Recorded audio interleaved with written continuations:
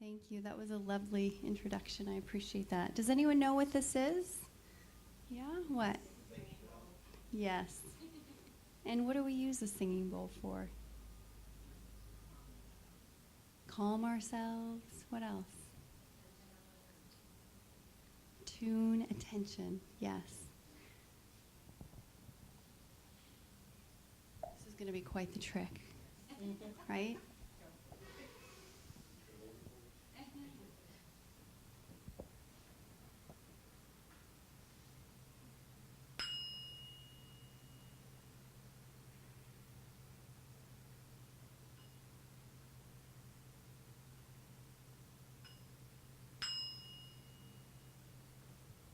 Can you hear it? Okay.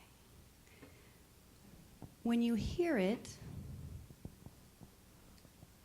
does your mind go anywhere else but to the sound?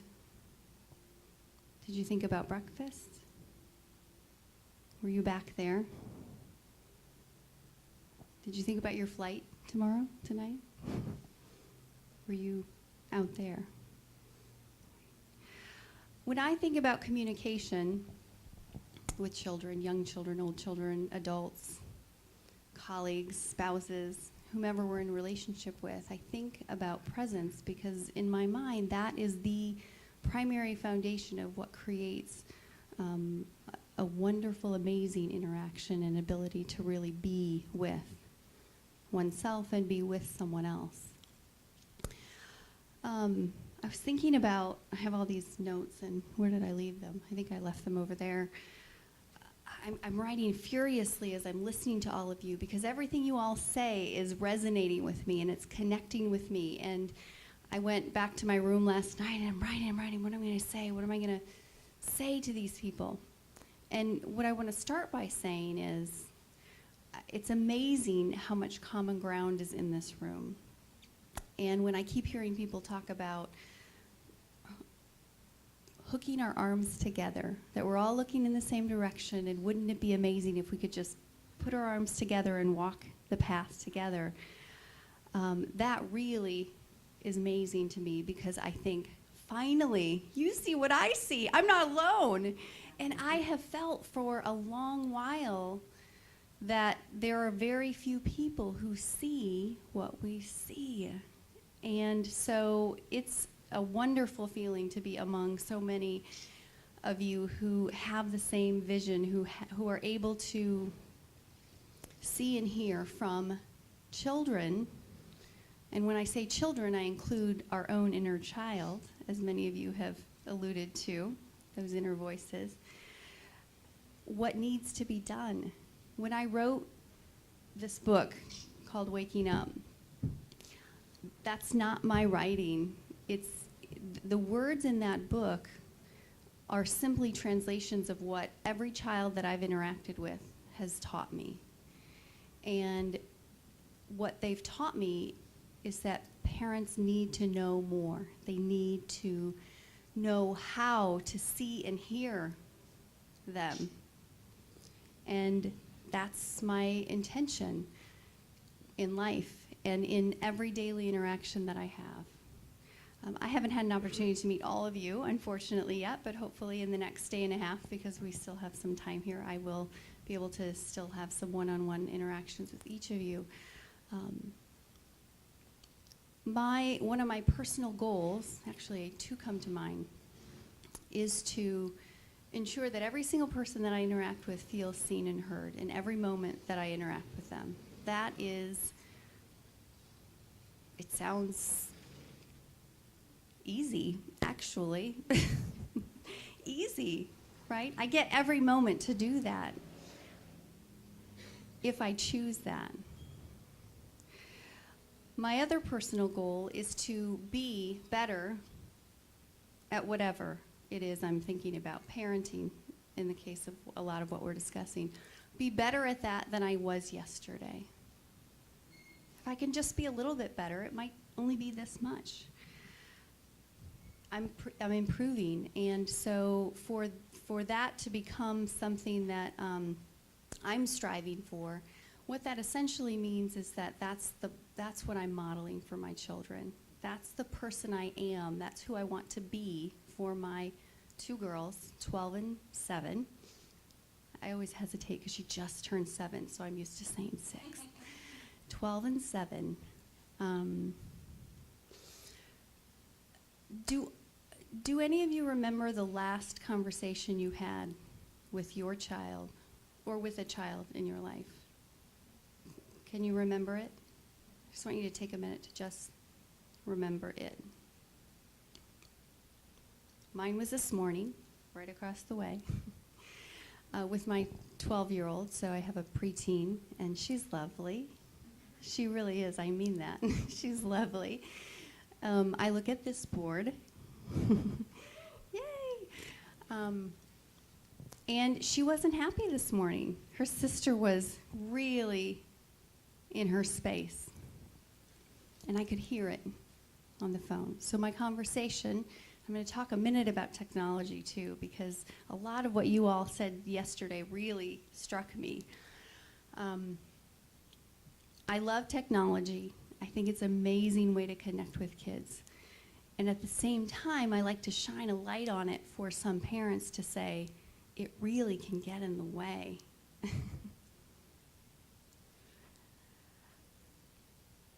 In my conversation with my daughter today, it didn't. We tried to FaceTime, couldn't make it work.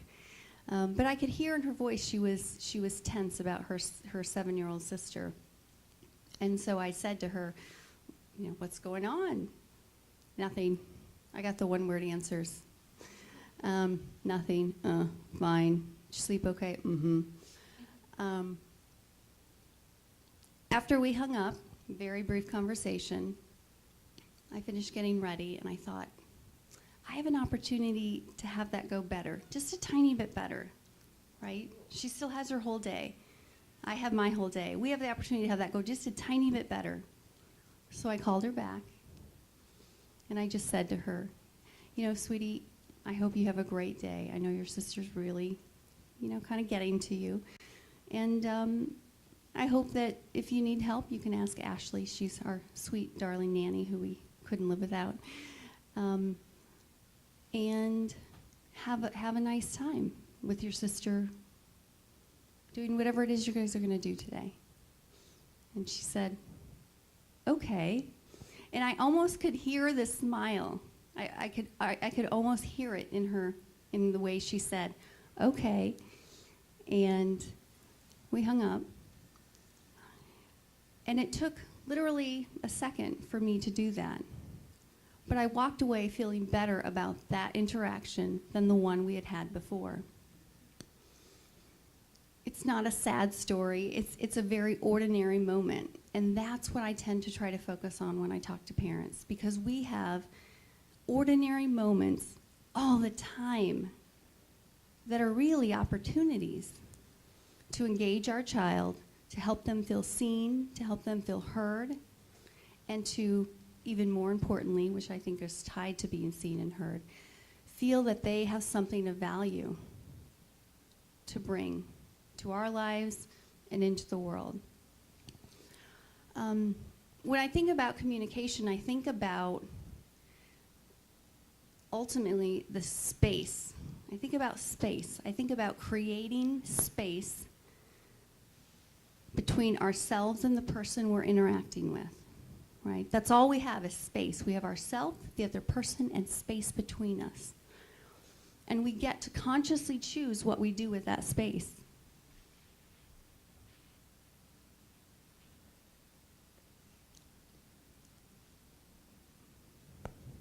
If we slow down enough to be able to consciously choose. Many of you have already shared some of your, what I call bings, right? Kind of the bell dings or bings or pings, and we stop and we hear the sound, and that's where our mind goes, and we are now in the room because we hear the sound. The sound is in the room. Our thoughts are not outside the room. We're now in the room. Our body, our mind, our emotion, right? A few of you have shared moments that you've kind of been binged, right? Not all teenagers are broken. Bing. Wow, that was loud, right? No one listens to me. Bing. You all probably hear them all day long from your children. I think our children are the most wise creatures. And I think they were given mirrors when they were born that they tend to hold up to us. And we don't always want to look inside that. We don't always want to look in the mirror and listen and hear what they're saying to us about ourselves. No one listens to me. Bing, you heard that and you shifted, right? All teenagers aren't broken. You heard that and you shifted. That's what I think communication, really good quality communication is about. Marlene, when you said yesterday that the average amount of quality communication per day is 3 minutes, my first thought was, how sad, of course, right? 3 minutes of quality communication with our children. My second thought was, when we're present with our children, my guess is that within that 3 minutes, that involves the parent being highly present with the child. And how easy would it be for us to move that to 4 minutes, and then 5 minutes, and then 6 minutes, and then 30 minutes, and then 60, and so on and so forth. If every moment we're with them, we are truly with them in the room, our children have a completely different experience of us. And most importantly, they have a completely different experience of relationships, what it feels like to be in a relationship with another person who sees them and hears them. Once you've had that, you don't want any other kind of relationship. You don't want to seek out unhealthy, abusive, challenging relationships. So we have that ability to give our children an amazing gift, and that is the experience of being in a healthy, connected, present relationship. The challenge for us as parents is that we don't always know how. We might know that we want it, we might know that it would help, but we don't know how to do it. Because we're busy and we're running and we're moving and we have things that we have to do, and it's too many things coming at us to be able to stop and slow down and be present and hear the bell in the room and come back into the moment with them. So in some ways we have to create our own beings, right? Rather than always relying on our children to give us those really powerful ones.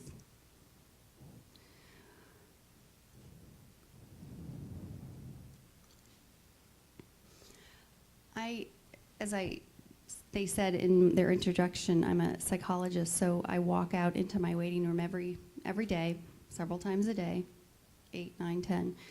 I have very busy days. But every time I walk out into the waiting room, this is my technology story. Guess what I see? I see a family sitting with their MP3 player. Oh, they don't use those anymore, right? iPods, iPad, phone, Kindle, right? They're all sitting individually in the waiting room. They're all sitting together individually. They're all sitting together separately, right? And instead of it being a family of, say, 3, a child and 2 parents sitting in my waiting room, there's a child, 2 parents, and their technological friends, as I call them. And they all come into my office, and they put them away. And I ask them immediately, I've created this new ritual. It's a little wake-up moment for them. And I say, pull those back out, we need those. And they look at me like, what are you talking about? Why do we need those? Pull those back out, and I take each one and I set them in a different seat in my office. So there are now 7 of us in the room. Right? There are 7 of us in the room. And we begin to talk about Who in the room do we want to connect with? Do we want to connect with each other? Do we want to connect with them? And when we connect with them, how does that interfere with our ability to connect with one another? It alters their perception, of course, of those gadgets. Doesn't mean they'll never use them again. Of course they will. But they'll think about it differently. I also had a father who sat in my office once who was working on some issues around trying to connect with his daughter better. I think she was 12 or 13 at that time. And I asked him, well, what do you do? How do you try to connect with her? And he said, I wake her up every morning and I try to be nice to her and, I make her breakfast. And I said, well, tell me how you wake her up in the morning. Just tell me the basics. How do you wake her up? Well, I text her and it dings and she texts me back. And I said, are you in the same house? Well, yes, she's down the hallway and I'm in the kitchen. I was flabbergasted. I didn't show that on my face. I said, oh, interesting. Do you think what would happen, what would be different if you actually walked down and she heard your voice? Or you opened the door and she saw your face? Would there be any difference in the way that the morning goes for her or for you? And so he tried it. And he shared with me how amazing it was that she was in a better mood. She didn't have her phone waking her up. She had her dad waking her up. That's what she wanted. That's all she wanted. That's all our children want, right? They want us.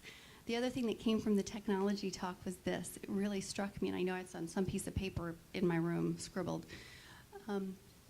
Wouldn't it be amazing if our reward that our children earned were our presence in some way, right? Instead of presents, money for apps or the Lego set or all the things that we talked about. I think if we asked children, they would choose that. Well, eventually they would choose that. Maybe not right away because they really want the Lego set. And they've been trying to get the Lego set. But even behind that, I think that they would choose presents. Not, let's go to a movie. Not, let's go to the candy store together. But really being in the room with your child. Can you feel when someone is really present to you? Can you feel it? How can you feel it? What do you feel? Connection, happy? How do you know? How do you know? How do any of you know right now that I'm present to you?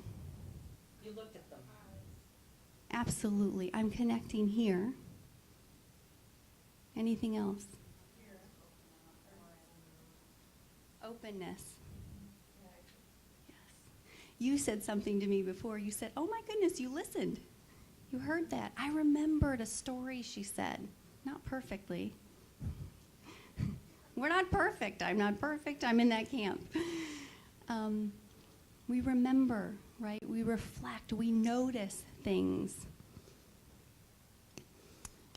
We are, as I said before, all people who have such common ground, and I hope that what we can continue to do together, is shine our light on this as widely as we can, on communication, on technology, on bullying, which we'll talk about tomorrow, and all the things that are important in terms of the life skills that we're trying to teach.